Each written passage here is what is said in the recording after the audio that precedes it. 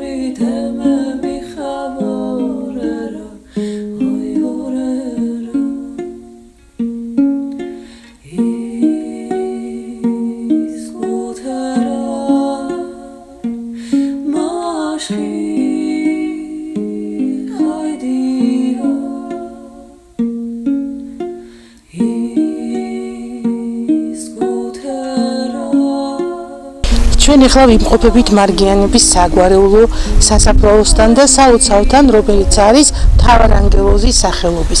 აქვეა წყარო და ჩემი მეგზური მეტყვის რა სახელწოდებას ატარებს ეს წყარო, როგორც ხედავთ, საუბნო წყალია, ნათია, ამიხსენი? სახელწოდებით არის სარაგი. სარაგი და ნებისმიერ ესეთ წყაროს სარაგი. აჰა, ბუნებრივ წყაროს ქვია სარაგი. ესე იგი ეს არის მარგიანების საგვარეულო სასაფლაო, ხო? სასაფლაო, დიახ. ეს სალოცავი მთავარანგელოზის სტატია. არის სვანური სახლ-მუზეუმი, მარგიანების საგვარეულო. ესე იგი საკმაოდ ძლიერი გვარია მარგიანების, მე რამდენადაც ვიცი და მას ყველაფერი თავის დამოუკიდებელი აქვს. სალოცავი, კოშკი, სასაფლაო, წყარო. აი კოშკების რაოდენობას მეტყოლებს იმაზე, რომ მარგიანები იყვნენ ერთ-ერთი უძლიერესი გვარი. და რამდენი კოშკია მარგიანების? 7. რაოდენობრივად 7. და ჩვენ ახლა ვერ შევძლებთ მუზეუმში შესვლას, იმიტომ რომ აქ სპეციალური რეგულაციებია, მაგრამ მაქსიმალურად ვეცდებით, რომ დაგათვალიერებინოთ გარედან მაინც როგორ არის აშენებული ეს უძლიერესი სიმბოლო საქართველოსი სვანური კოშკი. ბავშვებო, თქვენ აქ ცხოვრობთ? დიახ. ჩვენ სვანები ვართ, მარგიანები. ვიშენ შემოგევი. რა ქვია? მე ილია. ილია, გიყვართ? ძალიან გვიყვარს. დიახ. აქ ხართ სულ თუ ჩამოდიხართ საფხულობით? არა, საფხულობით ჩამოდივართ, ისე თბილისში ცხოვრობთ. წარმოგიდგენიათ სვანეთის გარეშე სხვა განსხვავება? არა. ამაყობთ თქვენი გვარით? დიახ. იცით თქვენი გვარის ისტორიის შესახებ? ბაბუა ჩვენი აქ ატარებს ხოლმე მუზეუმის იმებს, ტურისტები რომ მოდიან და ცოტა მოსმენილი გვაქვს. ეხლა ხო გამომყვებით მუზეუმში? დიახ. იქნებით ჩემი მეგზურები? დიახ. ნაკლებია მისი მოწმებოდა ამ საქმეს, ანუ ქალბატონი ლარისა. აჰა. ძალიან ისეთი ცნობადი სახე იყო ცხონებული და მე მგონი გააგრძელებს ნინია. წავიდეთ.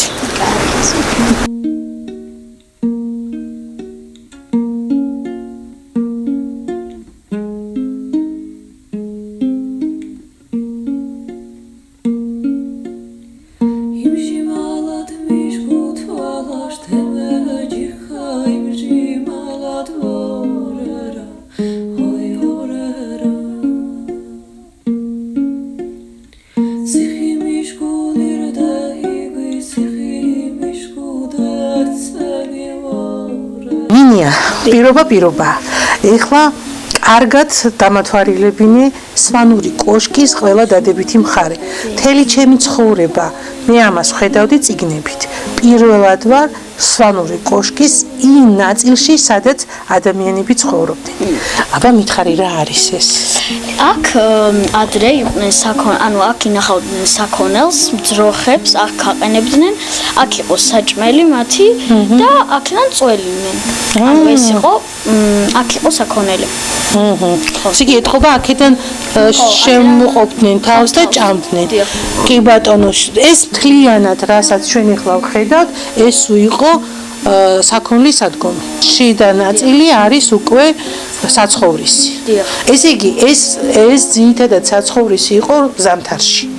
როდესაც ყინვები კი ბატონო, ეს მეორე სართული ძირითადად საქონელი იმყოფებოდა ზამთრის პერიოდში.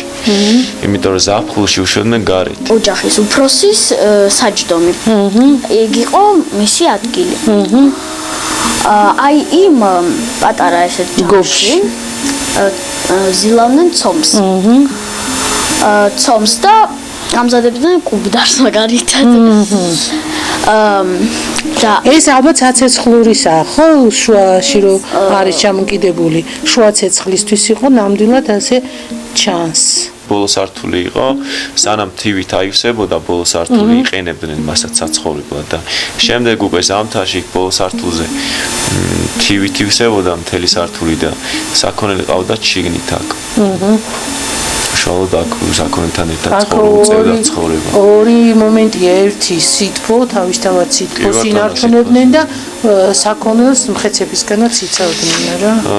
საქონელს უშუალოდ ეს პრობლემა იყო, იმიტომ რომ ან დღემდეც ხდება გარეული ცხოველებისგან თქვათ ზამთრის პერიოდში გაუთვალისწინებელი ის არის რა ეს შემთხვევა და ხდება რა ან თავარი იყო ეს თივა საკვებიან საქონელისთვის თივა თუ არ გექნებოდა შესაბამისად საქონელი ხარჯზე ყველი ან ყველაფერი მაგისად გექნებოდა ერთ-ერთი თავარი რესურსი იყო იმას აი ამ კაცს მაგრამ არაჩვეულებრივ სივრცეს რომ ნახა უკვე მივხვდები რატომ არის სვანი და ზოგადად მთის მაცხოვრებელი სხვანაირად მკაცრი და ძლიერი.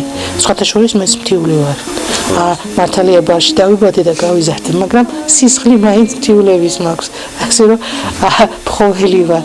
ასე რომ არაფრით ჩემთვის ძალიან ახლოა ეს სიტუაცია და ძალიან მიხარია და ძალიან ბედნიერი ვარ რომ ბოლოს და ბოლოს გამიჩნდა შესაძლებლობა მოსულიყავი სვანეთში და თან მარგიანებში ყველაზე დიდ და ძლიერ გვართან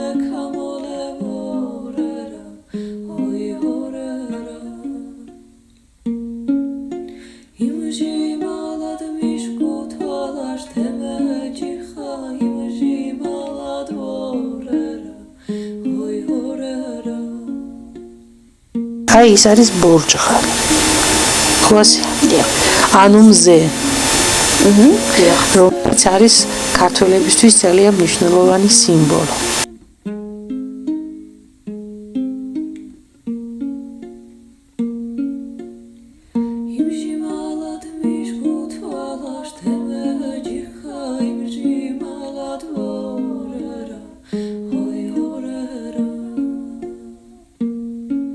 დიდი მადლობა ამ კოშკის მცველს და ჩვენ გავაგრძელებთ გზას.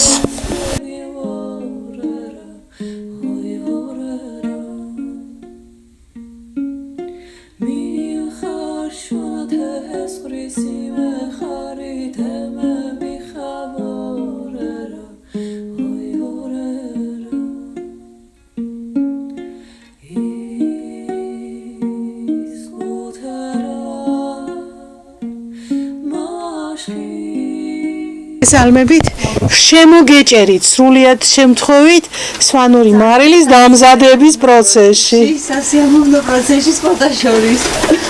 კი არის შრომატევადი, მაგრამ რა ვიცი, ძალიან სასიამოვნო სიმართლე გითხრათ, მე არ მწყინდება. ემსახურებ ესეთ კარგ საქმეს, რასაც კულტურული მემკვიდრეობა ქვია და ნამდვილად როგორი არომატია კარგად ასე მგონია და კეთილსინდისი ნამდვილად როგორი არომატია საოცარ არ არსებობს სადაც არ უნდა შეიძინოს სვანური მარილი თვითონ სვანეთში რო კეთდება მსგავს ვერსად ვერ იყიდი ოქროს ფერია სანელებლებით გაჯერებული ხა ბოლო პროცესს გადის სანამ დაფასოვდება მანამდე რომ ყველაფერი გაზრდა ესე იგი კუპაჟი კეთდება ხო სანელებლებისა და მარილის და მე აი რამდენი ხანი ჭირდება ამ კუპაჟს 24 საათი, სასწრაფოა 24 საათი. გაუჯდეს კარგად. და მე აუცილებლად როასანებელს უნდა შეიცავდეს, სხვა მხრივ სხვადასხვა ფერები იქნება, ანუ ხვდებით ხოლმე ღია ყვითელს, წითელს და მსგავს სხვა ფერებს. და ყავისფერი როდესაც ყოველთვის აქ ის როასანებელი, რომელსაც ახლა ჩამოვთვლი, ეგ არის უცხოსუნელი ქინძი, ძირა, ყვითელი ყვავილი, ნიორი, წიწაკა და კამა. მე მეკონა რომ რაღაც განსაკუთრებული სანელებელი უკეთდებოდა სვანური. იცრული არის ის განსაკუთრებული. ველური ძირა არის ის განსაკუთრებულია. რომელიც ესეც არაჩვეულებრივ არომატს და გემოს აძლევს.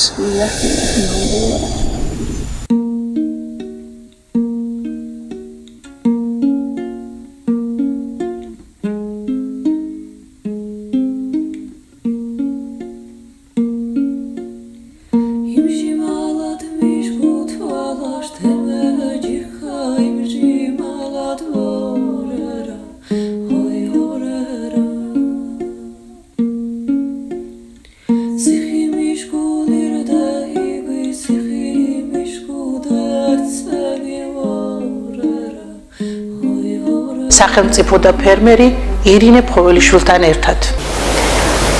ფაქტობრივად ჩვენ შემოვიარეთ მარგიანების საგვარეულო კოშკიც, სასაფლაოც, სამარხი ასე ვთქვათ და აი ხა უკვე მინდა რომ ჩვენს სალოცავიც რა თქმა უნდა და მინდა რომ ახლა ჩვენს მაყურებელს თქვენი თავი გავაცნოთ. გაგვეცანით თქვით სად ვართ რას წარმოადგენს ეს არაჩვეულებრივი სამოთხე სადაც ჩვენ ვართ და ამავე დროს შევეხოთ იმ პროექტს რომელთაც ჩვენ ცირდი დახმარება გაგიწიეთ. თქვენი მყოფებით ერთ-ერთ საოჯახო სასტუმროში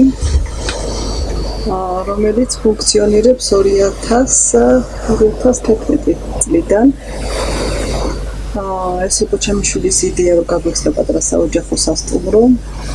იმ პერიოდში სკოლის მოსწავლე იყო და ძალიან დიდი ინტერესი ჰქონდა რომ წამოგვეწყო ესეთი ბიზნესი შეიძლება ითქვას.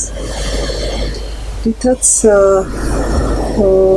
ძალიან კმაყოფილი ვართ და ხელშეწყობა დაგჭირდა არაერთხელ და მათ შორის ამ პროექტით საცხობი ფეჩის პროექტს გულისხმობ, ჩვენთვის იყო ეს ძალიან დიდი ხელშეწყობა, იმიტომ რომ ძალიან ეს კარგად რომ გავაჟღეროთ, ეს იყო UNIDEP-ის და ფერმერთა ასოციაციის ერთობლივი პროექტი, რომლის საფუძველზე მთელი საქართველოს მასშტაბით, უბრალოდ 6 რეგიონის მასშტაბით 24 ქალბატონს შევუძინეთ შესაბამისი მათთვის საჭირო ინვენტარი და აღჭურვილობა და ერთ-ერთი არის თქვენი პროექტი, რომელიც თვალისწინებდა საცხობი ღუმელის შეძენას, ელექტროღუმელის შეძენას.